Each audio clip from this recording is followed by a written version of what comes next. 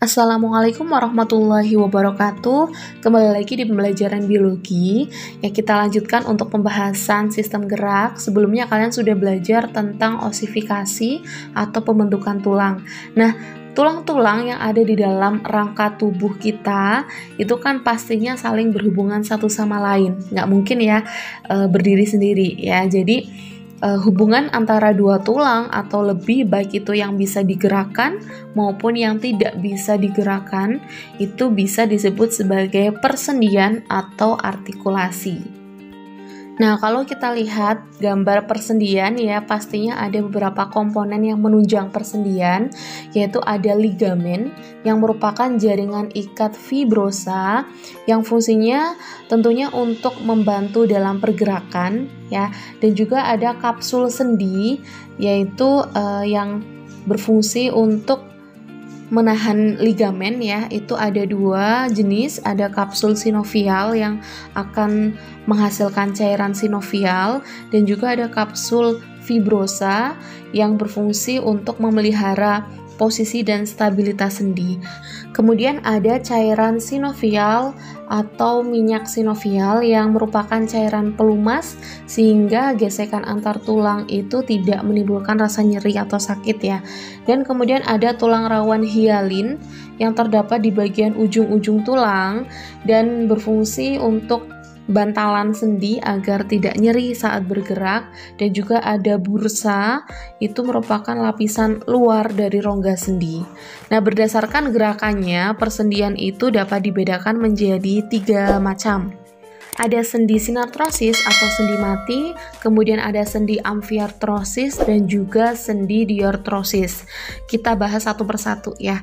Untuk sendi sinartrosis atau sendi mati, itu adalah sendi yang tidak dapat digerakkan sama sekali karena memang tidak memiliki celah sendi dan dihubungkan dengan jaringan ikat fibrosa ataupun kartilago.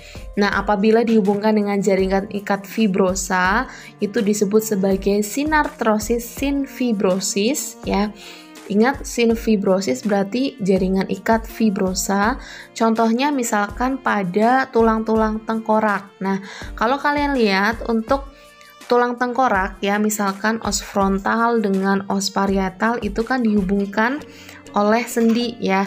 Nah, hubungan antar tulang tengkorak ini disebut sebagai sutura. Kemudian ada sinartrosis sinkondrosis, yaitu sendi mati yang dihubungkan dengan jaringan tulang rawan atau kartilago hialin. Nah, contohnya kita temukan pada lempeng epifisis yang terdapat di antara epifisis dengan diafisis ya. Kemudian ada sendi amfiartrosis, yaitu sendi yang gerakannya itu terbatas ya dan memiliki beberapa jenis. Yang pertama adalah simfisis, yaitu sendi yang dihubungkan oleh kartilago atau tulang rawan serabut ya. Contohnya itu pada sendi antar tulang belakang dan juga sendi simfisis pubis atau tulang kemaluan. Kemudian juga ada sindemosis, yaitu sendi yang dihubungkan oleh jaringan ikat serabut dan ligamen. Bisa kita temukan itu pada sendi antara tulang betis ya atau fibula dengan tulang kering atau tibia. Selanjutnya ada gomposis ya, contohnya yaitu tulang gigi yang berbentuk kerucut yang tertanam dalam kantong tulang rahang. Nah, selanjutnya ada sendi diartrosis yang merupakan sendi yang dapat bergerak secara bebas. Nah, ini dibedakan menjadi beberapa macam juga. Yang pertama ada sendi engsel yang bergerak ke satu arah ya seperti pintu, dan kedua ujung tulangnya itu berbentuk engsel dan juga berporos satu. Contohnya yaitu pada siku, kemudian lutut, mata kaki, ataupun ruas-ruas antar jari. Kemudian ada sendi peluru yang memiliki gerakan bebas ke segala arah dan ujung tulangnya itu berbentuk lekukan dan bonggol ya, serta berporos 3. Nah, sehingga memungkinkan untuk gerakan ke segala arah. Contohnya yaitu persendian antara gelang bahu dengan tulang lengan atas dan juga sendi tulang gelang panggul dengan tulang paha. Kemudian ada sendi pelana ya yang bergerak bebas seperti gerakan orang yang sedang mengendarai kuda ya, dan berporos 2.